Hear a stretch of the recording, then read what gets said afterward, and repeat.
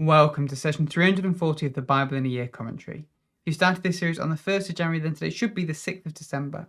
Today we'll be looking at James 3 to 5 and Psalm 30. But so far in James, we've read through and identified the key themes of trials and temptations, wisdom, and dealing with the poor. Traditionally attributed to Jesus' half-brother James, the letter was written to all churches offering wisdom. Drawing inspiration from the book of Proverbs, this letter lacks any particular structure. Instead, it focuses on providing the reader with some simple wisdom sayings and then unpacking what they mean. James introduced the letter with identifying three key themes. Trials build endurance and lead to maturity. Wisdom from God strengthens faith and is readily available. And believers should avoid placing confidence in riches which fade like flowers and instead trust in God.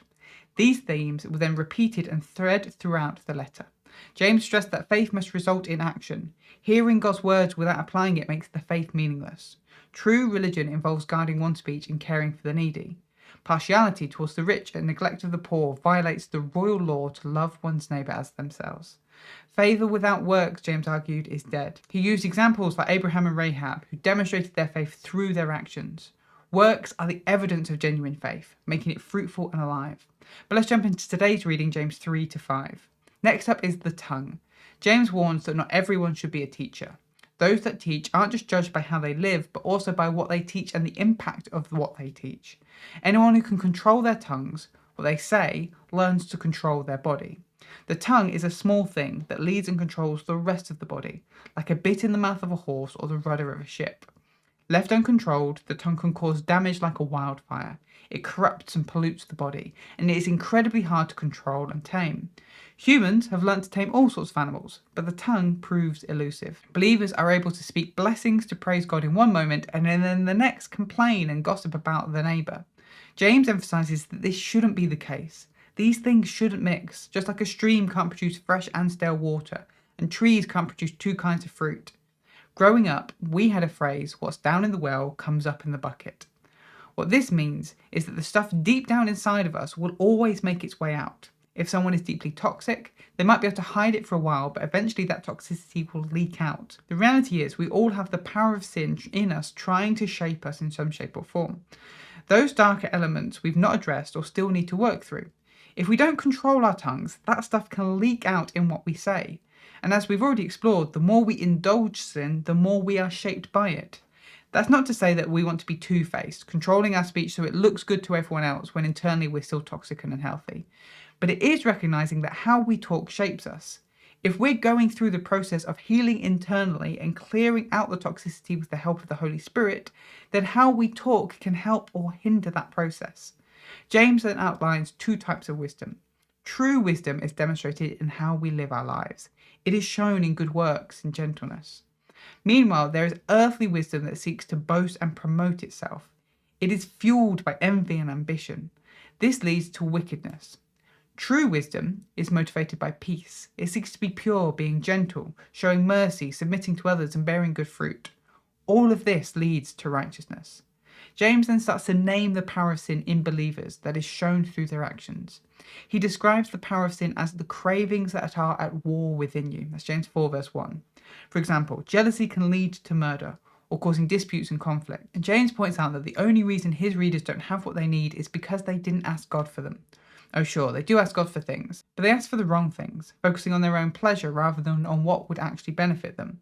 It's like they have one foot in God's camp and the other in the camp of the world, still chasing after the things that the world sees as important. James calls this out as adultery. They can't have both. If they want what the world wants, then they are making themselves an enemy of God. Quoting Proverbs 3 verse 34, James points out that God opposes the proud but gives grace to the humble. That's James 4 verse 6. Therefore, be humble. Submit to God and resist the devil. It's not too late. Those that draw close to God, God will draw close to them, as long as they are repentant and humble. Next up is gossip and slander. James encourages his readers not to slander and judge one another. This feels at odds with Paul's teaching that we are qualified to judge. Have a look at 1 Corinthians 6 verses 1 to 6, and that we should hold one another to account. But that's not quite what James is talking about here. James is specifically talking about those who speak evil against one another, in other words, gossiping privately. These people are setting themselves up as judge and jury, and in doing so are breaking the law. Remember, we saw in James 2 verse 8 that for James, the law is to love your neighbour as yourself. When you gossip and slander someone behind their back, you are not being loving. But there are times when challenging someone's behavior to their face is being loving. It's correcting something in them that needs to be corrected so that they continue to live in the freedom that God offers. This is where understanding the context and nuance of what authors are saying matters. Otherwise, you just do a straightforward reading and come to the conclusion that Paul and James are directly contradicting one another. In reality, they are speaking about two different issues: bad behaviour that needs correcting, and general gossip that doesn't honour or love the one being gossiped about. Moving from how believers are to speak to and about one another, James addresses again where the believer's confidence is at. There are some that go about planning out what they're going to do with their lives, looking to grow and expand. The problem with this is that none of us knows the future, and if you're not careful, you start to put your trust and confidence in your plans. That's not to say that we should never make plans. Plans are good. But we should hold our plans lightly so that we can say, if the Lord wishes, we will do this or that. That's James 4 verse 15. The worst for this are those who are already rich, because they are more tempted to put their confidence in their riches and their plans to grow their wealth. The reality is these material things are temporary. They waste away and they can disappear. Even worse if they were gained poorly, in the pursuit of luxury and pleasure and oppressing other people. Better then to be patient, not seeking one's own benefit but the return of Jesus. In this, we are left to be like businessmen, looking to expand what we have, and more like farmers who patiently tend the earth, knowing at some point there will be a harvest. This sort of life is hard and so requires patience and strength to persevere. But we have examples in the prophets and those who have gone before us who were faithful and endured despite the difficulties they faced. Specifically, James points to Job, whose life was incredibly hard but whose only desire was to hear from God. And God was merciful and compassionate with him. Finally, James ends with an appeal to pray. If you are suffering and struggling, pray. If you are doing well, pray. If you are sick, call together leaders in the church and have them pray for you and anoint you with oil. Here and Mark 6 verse 13 are the only times that people are anointed with oil to be healed, which doesn't give us a huge amount to go on. But let's take Mark 6:13 as our example. Jesus goes around healing the sick with no oil, and it's fine. But then he gathers his disciples together and sends them off to heal, and they use oil. Why? Because Jesus is not with them.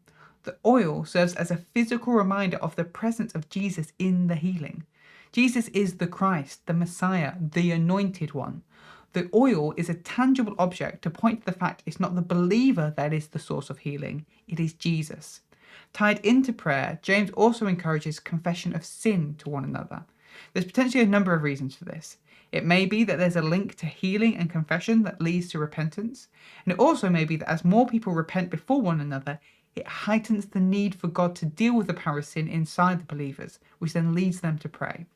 James points to Elijah as the example of the power of prayer. Finally, James encourages the readers that one of the greatest things they can do is help lead someone who has walked away from the faith back to the faith. James, like Proverbs, is a letter that is to be meditated on. Its wisdom should be used to examine each of our lives, to allow God to highlight areas for change. Do we need to engage with our trials rather than fleeing from them, so that we can grow through them? Maybe our language needs dealing with, so we can learn to have wisdom in how we speak. Perhaps we claim to have good faith, but then our actions don't mirror that. Or we find that our trust is too much in our resources and our wealth and our plans, not in God. But that is the letter from James. Now let's look at Psalm 30. This psalm is attributed to King David and falls into the category of praise psalm, specifically a thanksgiving psalm. The psalmist, potentially David, is thanking and praising God for saving them from sickness or from near death. Here's a summary of the structure, but I would recommend checking out the written version of this commentary in the description to see the structure properly for yourself. We start with verses 1 to 3, a testimony of praise. Verses 4 to 5, an encouragement for others to praise. And verses 6 to 12, the psalmist's own experience. The psalm opens with its purpose. The psalmist praises God because the Lord has heard their cries and healed them, saving them from death. Turning to those around them, they encourage others to praise God. They speak to the saints, the faithful ones, telling them to give thanks. The reason they can give thanks? While God's anger may be present and there may be weeping now, this will soon be replaced with God's favour and joy. The psalmist begins to share their own experience. They had made a commitment to stand with God, and then it seemed like God had hidden his face. So the psalmist continues to hold to God, crying out to him for help. And he does. God turned the psalmist's mourning into dancing, their clothes of grief into clothes of joy. Because of this, the psalmist will never cease to praise God and share of his goodness. The psalm is a reminder to us to share the good that God has done for us. We are to be honest and real about the difficult times, but then celebrate with others when God proves himself faithful. Thanks for joining us today. Take a moment to reflect on what you've read and share your thoughts or questions below. If you're watching in the future, then you can click here for the next session, or you can find the full playlist just down here. To receive these daily commentaries in your email inbox, subscribe via the link in the description below. Have a great day, and I'll see you tomorrow.